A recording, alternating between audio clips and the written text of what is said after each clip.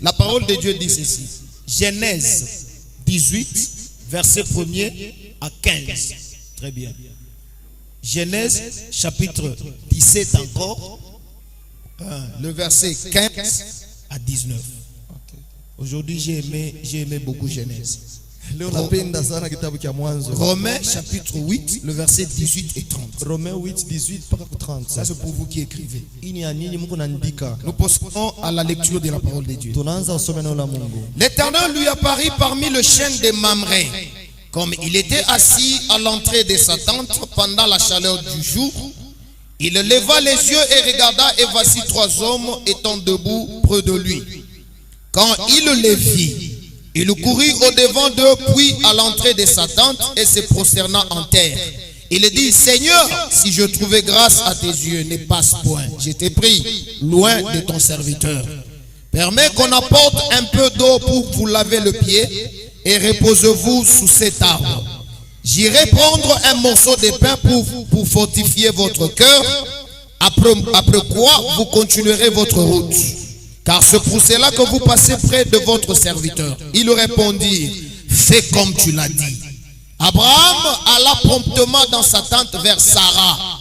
Et il dit, vite 3 mesures des fleurs de farine pétries et fait de gâteaux. Et Abraham courut à son troupeau, prit un veau tendre et bon, et le donna à un serviteur qui se hâta de l'apprêter. Il prit encore de la crème et du lait avec le veau qu'on avait apprêté, et il les mit devant eux. Il s'étend lui-même à leur côté sous l'arbre, et ils mangèrent. Alors il lui dit, où est Sarah ta femme? Il répondit, elle est là dans la tente. L'un d'entre eux dit, je reviendrai vers toi à cette même époque. Soulignez ça si tu as ta Bible. L'un d'entre eux dit, je reviendrai vers toi à cette même époque. Et voici Sarah ta femme aura un fils. Sarah écoutait à l'entrée de la tente qui était derrière lui. Abraham et Sarah étaient vieux, avancés en âge. Et Sarah ne pouvait plus espérer avoir des enfants. Elle rit en elle-même en disant, maintenant que je suis vieille, aurais-je encore le désir? Mon Seigneur aussi est vieux. L'Éternel dit à Abraham, pourquoi donc Sarah a-t-elle ri en disant, est-ce que vraiment j'aurai un enfant, moi qui suis vieille? Y a-t-il rien qui soit étonnant de la part de l'Éternel? Soulignez ça. Y a-t-il rien qui soit étonnant de la part de l'Éternel? Au temps fixé, je reviendrai vers toi à cette même époque, et Sarah aura un fils. Sarah mentit en disant, je n'ai pas ri, car elle eut peur. Mais il dit au contraire, tu as ri. Et on peut acclamer la parole d'ici. Genèse chapitre 17, le verset 15 à 19. Dieu dit à Abraham, tu ne donneras plus à Saraï ta femme le nom de Saraï, mais son nom sera Sarah. Je la bénirai. Je te donnerai d'elle un fils. Je la bénirai et elle deviendra des nations, de rois, de peuples sortiront d'elle. Abraham tomba sur sa face et il dit, ici c'est Abraham qui rit. Alléluia. Ici c'est Abraham qui rit. Et dans le chapitre 18, ce n'est plus Abraham, c'était Sarah. Abraham tomba sur sa face et il rit. Et dit en son cœur, naîtrait-il un fils à un homme de 100 ans? Et Sarah, âgée de 90 ans, enfanterait-elle? Et Abraham dit à Dieu, oh, qu'Ismaël vive devant ta face. Dieu dit, certainement Sarah ta femme t'enfantera un fils. Certainement Sarah ta femme t'enfantera un fils. Et tu l'appelleras du nom d'Isaac. J'établirai mon alliance avec lui comme l'alliance perpétuelle pour sa postérité après lui. Parole du Seigneur. Est-ce qu'on peut acclamer la parole? Nous gagnons le temps. Romains chapitre chapitre 8, versets 18 et 30. Nous allons lire ça en passant. Romains 8 tutaisoma kisha. Bien-aimés dans les Seigneurs, permettez-moi ce matin de frapper sur le clou et insister sur la fidélité de Dieu dans l'accomplissement de ses promesses. Car la Bible dit ceci: celui qui a fait la promesse est fidèle et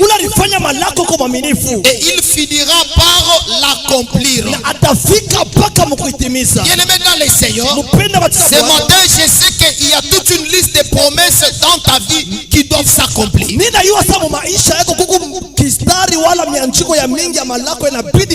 a beaucoup de promesses que Dieu t'a faites jusque-là, tu n'as pas encore vu son accomplissement. Et d'autres tu les as même oubliées. Et d'autres qui se sont encore accomplies. Mais il y a d'autres qui traînent encore sans accomplissement. Laisse-moi te dire ce matin, mais Rav, l'Éternel Dieu te pose la question. Il te dit: y a-t-il quelque chose qui soit étonnant de la part de l'Éternel?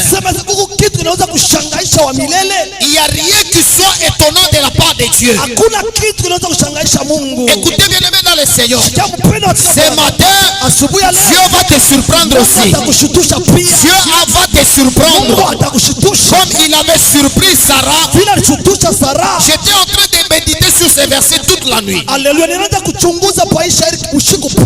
lisais bien ces écritures, Dieu a dit ceci à Abraham.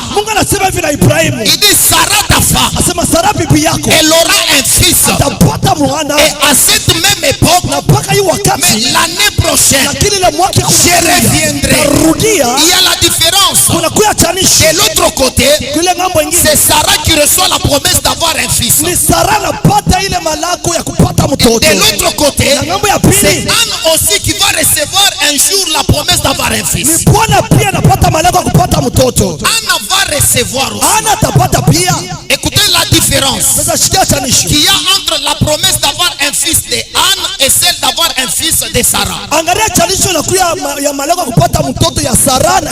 Dieu a dit à Anne: l'année prochaine, tu auras un fils. Mais Dieu a dit à Sarah, avec insistance, avec précision, il ajouta une chose qu'il n'avait pas ajouté à la promesse de Anne. À la promesse de Sarah, Dieu a ajouté une précision.